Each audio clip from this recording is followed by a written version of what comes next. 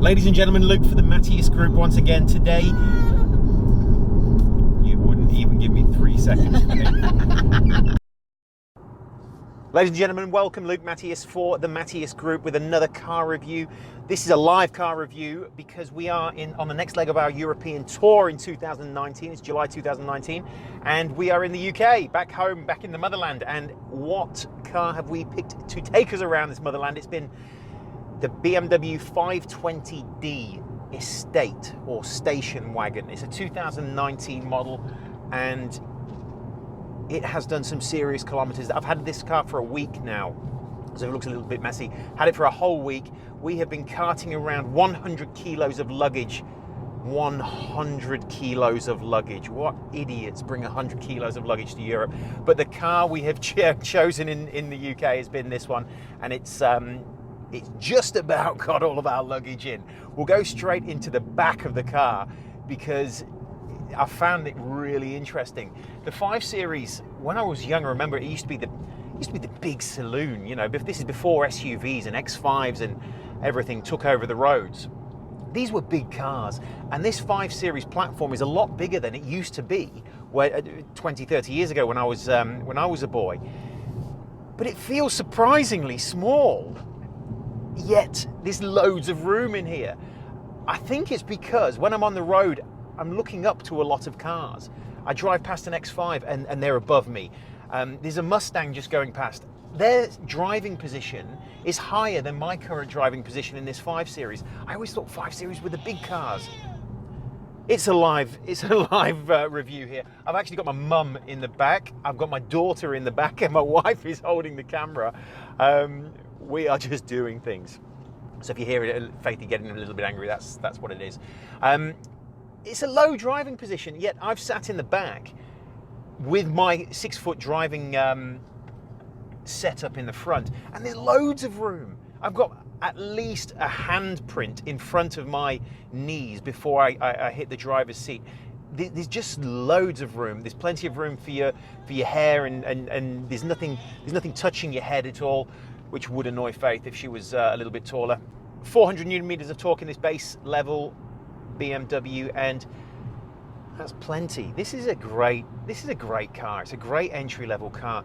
It has to be great though, because there's so much competition in this space. Let's say this is around about the 100k mark, depending on options and depending on availability, things like that. In this particular space, you've got the E-Class Mercedes, station wagon. You've got the Audi A6 Avant. They're just two amongst many station wagons or wagons that are very good cars as well. So you've got to look into the options and what's available. M Sport Pack on the BMW for me is a must. It has to have it. Firstly, it gives you this beautiful big steering wheel. It gives you some nice trim around the outside. It gives you normally the slightly larger, more aggressive wheels, some flared arches, maybe a little bit of trim on the back. It's an absolute must for me. And the majority, I think about 9 out of 10, they say, of personally spec'd BMWs into the country in Australia have that M Sport Pack, because if dealers don't spec them with the M Sport Pack, they just don't get sold, and it affects your retail, your resale value as well. What else would I pick on this thing? So the tech in the BMW, as I've said in previous BMW tests recently, has really come a long way. So the professional pack navigation has come so far, and it's really good driver. Traffic knowledge is very accurate from what I'm seeing, and we're in a different country, and we're about to drive through London, so the traffic information is so valuable, because it can easily add an hour or two to your trip. July 2019, my favorite piece of new technology. I'm going to tell you about it. In the last 2 cars, we've been in 3 countries, we've had 3 cars before this, and they've all had driver assistance cruise, adaptive cruise control, radar cruise technology. This BMW hasn't been spec'd with that piece. That piece, the BMW adaptive cruise control, is, for me now, an absolute must. It is my current favorite piece of new technology in new vehicles. If I buy a car from now onwards, I am going to get the adaptive cruise control, or the brands equivalent to it, depending on which brand I'm in. It is fantastic. I'll tell you why. I've got my daughter in the back, I've got heaps of stuff, I've got rattles everywhere. When I've been cruising around Europe on roads that I'm not quite certain of, driving around corners, and I'm having to grab Faith's dummy off the floor and chuck it back in her mouth, it allows me that ability to turn around for a moment and still be comfortable that the vehicle is following the lines, following the road, following the speed limit, and it brakes if the car in front of me brakes. It is that important. I am going to miss having adaptive cruise control in my cars when I get home. Whatever the brand is, whatever it is, get it. If it's an option, I'm a big new fan of this technology. July 2019 technology for the year. Now, back to this car. It's lovely. It's got the beautiful carbon look interior, but it's sort of a metal finish. It's a really nice cockpit to be a part of. It's a really comfortable car. I've got the electric seat, which I like having nice and tight and hugging. The car has been so comfortable to drive, and I've been driving this up to 5 hours a day in the UK. We might go up to Manchester and back in a day, and down to London and back.